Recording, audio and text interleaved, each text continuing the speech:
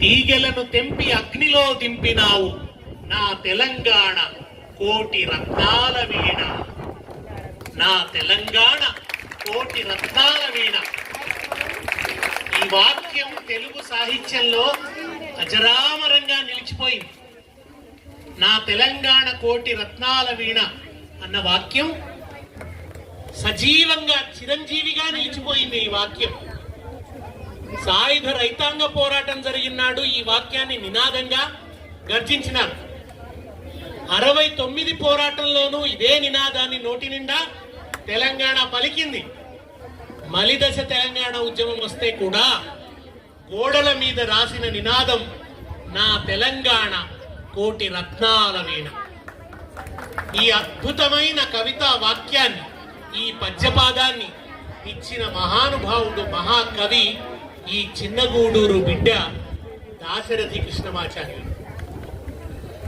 మీ చిన్నగూడూరు మీరు అనుకోవాల్సింది మా ఊరు అని, లేదా ఈ చుట్టుపక్కల ప్రాంతాలకు మాత్రమే తెలిసిన ఊరు అని మీరు అనుకోవచ్చు. కానీ తెలుగు సాహిత్యంలో హిమాలయ శిఖరం అంత పేరున్న ఊరు చిన్నగూడూరు.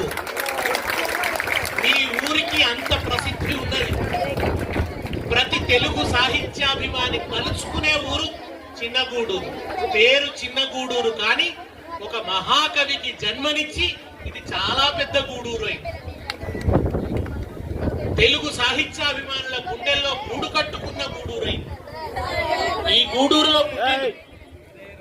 ఈ గూడూరులో పుట్టి నిండా 20 ఏళ్లు కూడా రాకముందే ఇక్కడ భూస్వాముల దుర్మార్గాలు చూసి కమ్యూనిస్టు పార్టీకి దగ్గరైండు.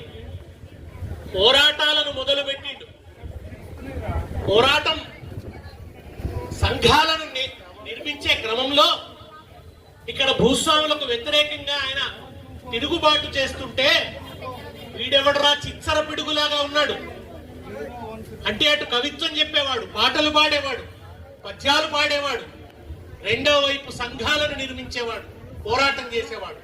మలేరియాకు క్వినైన్ మందు ఇక్కడ కోయగూడెలలో, గార్ల, జయవరం ఈ కోయగూడెలలో మలేరియా వచ్చి కోయవాళ్ళు బాధపడుతుంటే అక్కడికి పోయి చెప్పిండు మలేరియాకు క్వినైన్ మందు.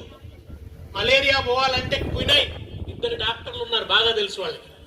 మలేరియాకు క్వినైన్ మందు, మధ్యయుగాల రాచరిక పాలనకు మన తిరుగుబాటే మందు అని చెప్పేవాడు. మలేరియా పోవాలంటే క్వినైన్ వేసుకోవాలి, ఈ మధ్యయుగాల రాచరికం పోవాలంటే మనం తిరుగుబాటు చెయ్యాలి అని చెప్పినట్టు.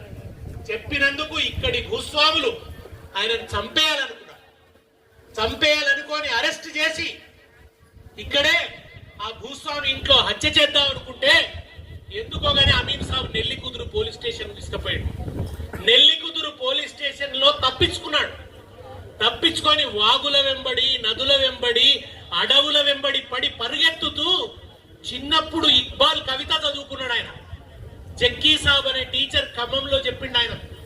ఇక్బాల్ చెప్పిన కవిత, ఆ కవిత ఏంటంటే, ఏ పొలము నిరుపేదకీయదో తిండి, ఏ పొలము నిరుపేదకీయదో తిండి, ఆ పొలమున గల పంటను కాల్చేయండి.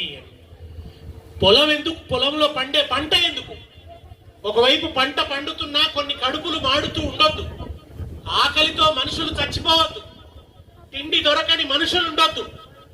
తిండి కలిగితే కండ కలదోయి కండ కలవాడేను మనిషోయ్ అని గురజాడు అన్నాడు కదా. ప్రతి మనిషికి తిండి దొరకాలి.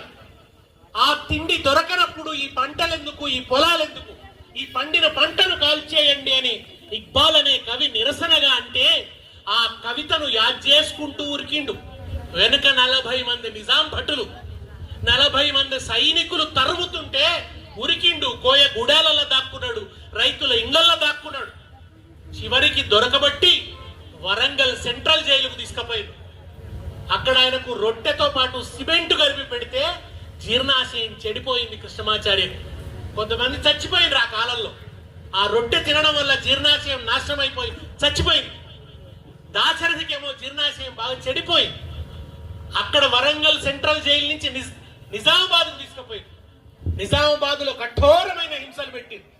రైల్లో నిజామాబాద్ జైలుకు తీసుకుపోతుంటే కూడా వందలాది మంది నిజాం సైనికులు రైలు మీద దాడి చేసి విపరీతంగా కొట్టింది. దాశరథి పక్కకే ఒక ఆయన ఉండేవాడు, ఆయన ఆంధ్రప్రభ పట్టుకోనున్నందుకు కత్తితో నరికితే ఆయన 3 వేళ్లు తెగి పడిపోయింది. అంత భయంకరమైన హింసలు.